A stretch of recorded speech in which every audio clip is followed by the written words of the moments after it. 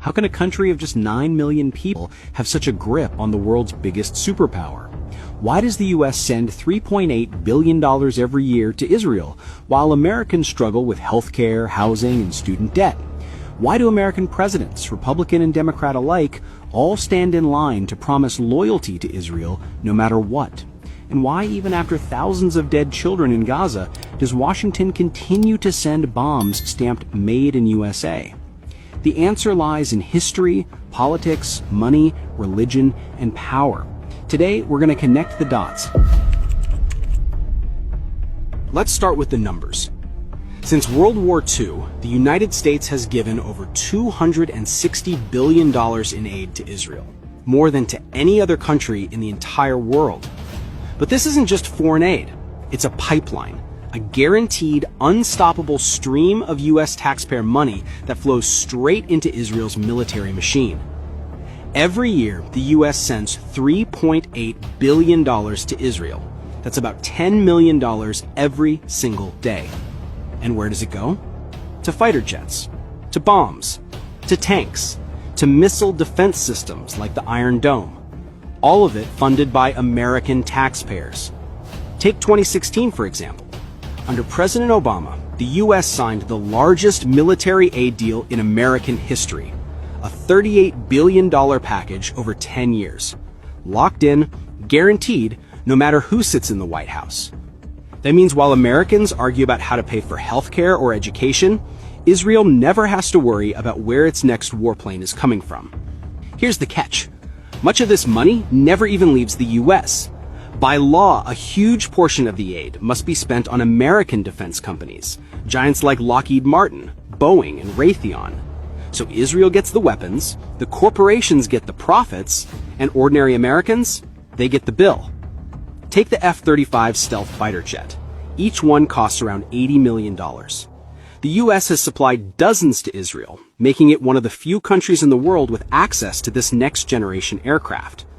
Meanwhile, teachers in Detroit buy school supplies out of their own pockets. Or consider Israel's Iron Dome. This missile defense system has received over $2.6 billion in U.S. funding since 2011.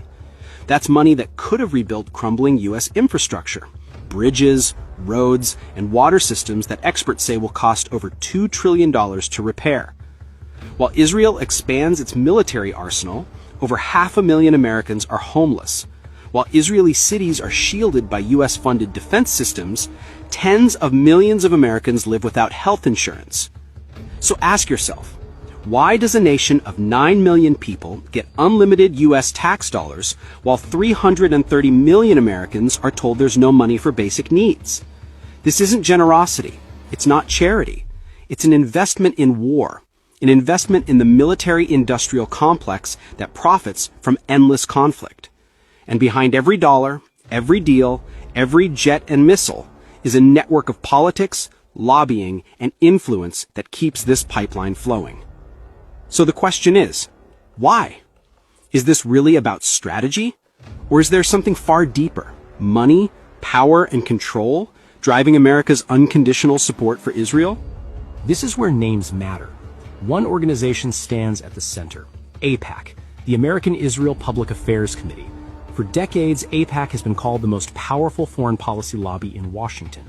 Its annual conferences draw thousands of politicians, business leaders, and donors, with U.S. presidents, both Republican and Democrat, showing up to pledge loyalty on stage.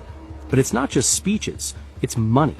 In the 2022 midterms alone, pro-Israel groups poured over $30 million into campaign donations. AIPAC's Super PAC, the United Democracy Project, spent millions to defeat candidates who criticized Israel. Even Democrats like Donna Edwards in Maryland or Andy Levin in Michigan, both targeted and beaten after questioning unconditional U.S. aid to Israel. The message is clear. Step out of line, and you're gone. Former Congressman Paul Findley once said that voting against Israeli interests is political suicide. He knew firsthand. After serving 22 years in Congress, his career ended once he started questioning U.S. policy toward Israel. And AIPAC isn't alone. There's Christians United for Israel, led by televangelist John Hagee, mobilizing millions of Christian Zionists to pressure Congress. There's the Anti-Defamation League, ADL, presenting itself as a civil rights group, but often lobbying to silence critics of Israel. And dozens of PACs, some with vague names like Pro-Israel America PAC, funnel millions into local elections. Together, these groups form what scholars like John Mearsheimer and Stephen Walt have called the Israel Lobby, one of the most powerful forces in Washington, shaping U.S. foreign policy more than any think tank, business lobby, or grassroots movement. And the influence isn't only financial. The lobby has deep reach into the media and academia.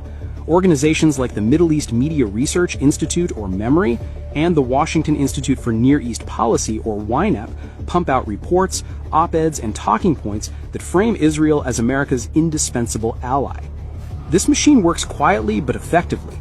Presidents from Clinton to Bush, Obama to Biden, and now Trump have all maintained the same bottom line: billions for Israel, unquestioned support no matter the human cost.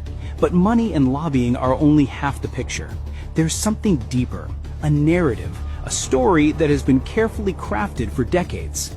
For decades, Israel has been sold to the American public as the only democracy in the Middle East. From Hollywood movies to school textbooks, Israel is painted as a brave little country surrounded by enemies. Meanwhile, Palestinians are often erased or portrayed as aggressors. Look at U.S. presidents. From Reagan to Bush, Clinton to Obama, Biden to Trump, every one of them repeats the same script. America stands with Israel. Why? Because challenging that narrative would be political suicide. But there's another layer that makes this even stronger: religion. Millions of American evangelicals believe that Israel's survival fulfills biblical prophecy. Groups like Christians United for Israel, led by Pastor John Hagee, openly preach that supporting Israel is God's will.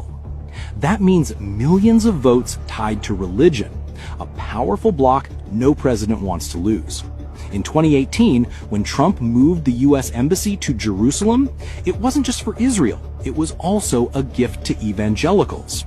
So we have money, we have lobbying, we have religion, but what about consequences? What happens when U.S. leaders keep supporting Israel no matter the cost? Here's the contradiction. America claims to defend democracy and human rights, yet it bankrolls a system of apartheid, illegal settlements, and endless bombings. Every missile that hits Gaza, paid for with American tax dollars. Every hospital destroyed, linked back to Washington. And this is why so many are asking, who's ruling who? Is America guiding Israel, or is Israel guiding America? Former U.S. officials like General David Petraeus have even admitted blind support for Israel is fueling anti-American sentiment worldwide. In other words, this isn't just about Palestine. It's about America's future. So, is Israel ruling the American government? The evidence is there. The billions in aid, the lobbying machine, the narrative control, the religious influence, and the political cost of saying no. A country of 9 million people dictating policies of a superpower of 330 million. But here's the real question. How long can this last? As more Americans wake up to the truth, as global outrage grows, silence becomes impossible. And when that silence finally breaks, the question won't just be about Israel. It'll be about America itself. Whose interests is Washington really serving? Its people or someone else's?